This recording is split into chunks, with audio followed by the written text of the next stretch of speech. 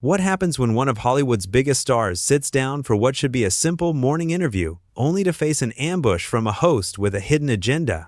In just 37 seconds, George Stephanopoulos would destroy his own credibility and shock viewers across America with the most unprofessional display ever witnessed on Good Morning America. Last night, exclusive footage surfaced showing the complete breakdown of what was supposed to be a friendly chat about Mark Wahlberg's new charity work. Instead, viewers got a front row seat to watch a respected news anchor lose his mind on live television. The morning started like any other at the Good Morning America studio.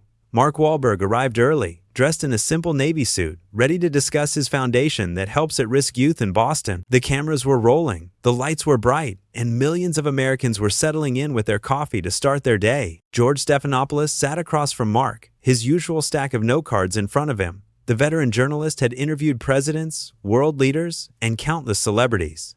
This should have been routine, but something was different about George that morning. His jaw was tight, his eyes had a strange intensity, and his smile looked forced. "Good morning. I'm here with Mark Wahlberg," George began, his voice carrying its usual professional tone.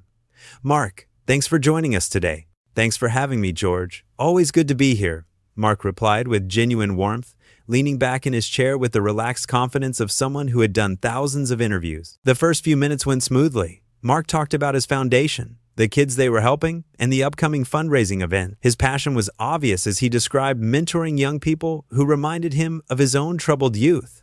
George nodded along, asking the expected follow-up questions. But then something shifted. George's expression hardened. "Mark, let's talk about your past for a moment," George said, his tone suddenly becoming sharp and accusatory. "You've built this image of redemption, but some people question whether you've really changed." Mark's eyebrows raised slightly. This wasn't the direction they had discussed before the interview.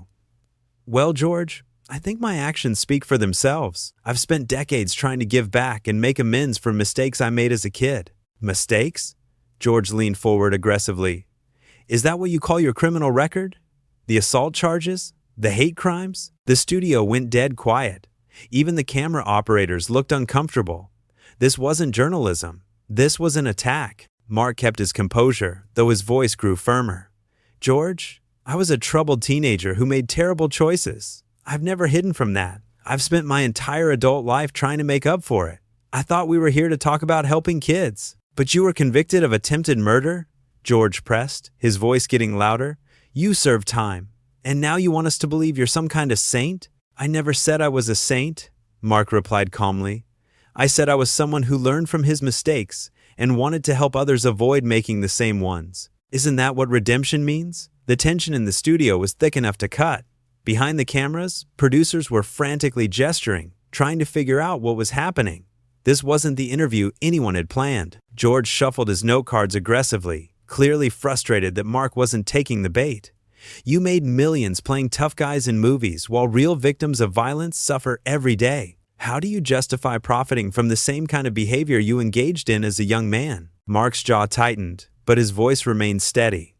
"George, with all due respect, you're completely twisting what I do. I play characters. I'm an actor. And I use the platform that gives me to help real people in real ways." "What exactly are you trying to accomplish here?" "I'm trying to get you to be honest," George shot back, his professional mask slipping entirely. "Stop hiding behind this charity work and admit that you're still the same person you always were." "The same person?" Mark's voice rose slightly for the first time. "George, do you know how many kids I've helped get off the streets?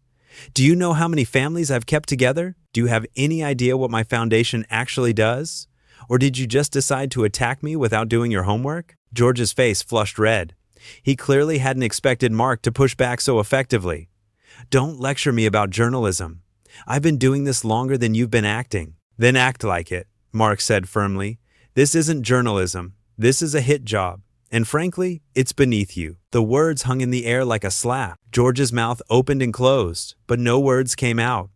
Around the studio, crew members exchanged shocked glances. In all their years of working television, they had never seen anything like this. Mark continued, his voice growing stronger. "I came here in good faith to talk about helping kids who are going through what I went through.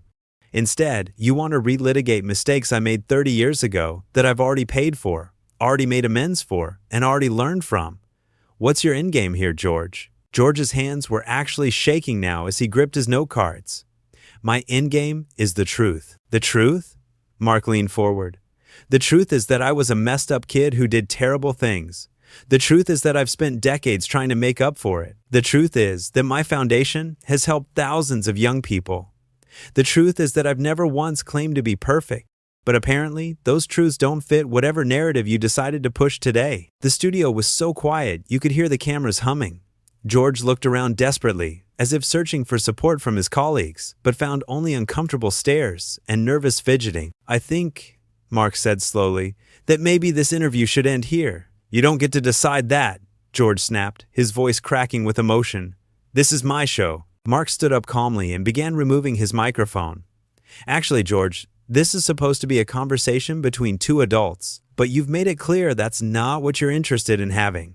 George's face turned bright red as he watched Mark calmly unhook his microphone. The veteran anchor was losing control of his own show, and everyone in the studio could see it happening in real time. Sit back down, George demanded, his voice shaking with anger. We're not finished here. Mark looked at him with genuine pity. George, what happened to you?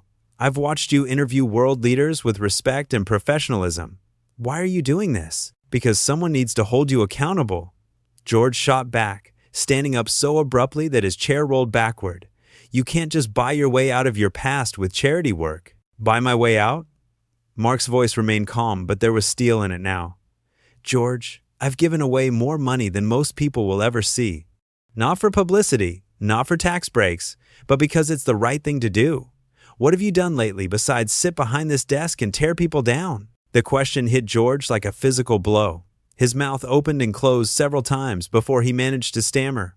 I informed the public. You ambush guests, Mark corrected. There's a difference. Behind the cameras, the show's producers were in full panic mode. They had never seen George lose control like this. One of them was frantically trying to get the director's attention, making slashing motions across her throat to signal they should cut to commercial. But George wasn't done. You think you're better than everyone else because you got famous? He said, his voice getting higher and more frantic. You think your money makes you special? I think my actions speak for themselves, Mark replied evenly. And right now, your actions are speaking pretty loudly too. George's hands were trembling as he picked up his note cards, only to slam them back down on the desk. Don't you dare judge me. I've dedicated my career to truth and journalism. Then where's the journalism here? Mark asked. You haven't asked me a single question about the kids we're helping. You haven't asked about our success stories, our programs, our goals. You've just attacked me personally for things I did as a teenager that I've never once denied or hidden from. The studio fell silent, except for the sound of George's heavy breathing. Camera operators were looking at each other with wide eyes, unsure if they should keep filming. This was supposed to be a feel-good morning show segment about charity work, not a public meltdown. I know what you're trying to do, George said, his voice now barely controlled. You think if you stay calm and make me look bad, you'll come out the winner here. George, Mark said gently, I'm not trying to make you look bad. You're doing that all by yourself. That was the moment George completely snapped. Get out! He screamed, pointing toward the exit. Get out of my studio right now! Mark didn't flinch. Gladly. This is embarrassing for both of us. No, it's embarrassing for you, George shouted, his voice cracking. Everyone's going to see what you really are. What am I really, George? Mark asked quietly. A guy who made mistakes as a kid and has spent 30 years trying to make up for them? A father who wants to help other kids avoid the same path? Someone who uses his success to give back? If that's what I really am, then I'm okay with people seeing it. George was breathing so hard he looked like he might hyperventilate. You're a fraud, a fake. This whole charity thing is just an act. Mark shook his head sadly. You know what's really tragic here, George? You could have asked me about the 16-year-old kid in Dorchester who is heading down the same path I went down. We got him into our program, he finished high school, and now he's in college studying to be a teacher. You could have asked me about the single mom we helped get job training so she could support her 3 kids. You could have asked me about any of the real people whose lives have been changed. I don't care about your sob stories, George snapped. I know you don't, Mark said, his voice filled with genuine disappointment. And that says everything anyone needs to know about who you really are. The words hit George like a punch to the gut.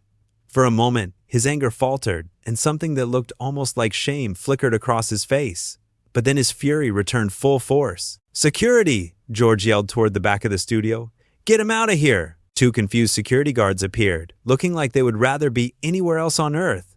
They knew Mark wasn't actually causing trouble, but their boss was having a very public breakdown on live television. Mark held up his hands peacefully.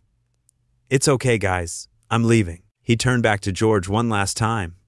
"I hope whatever's eating at you gets better, George. I really do.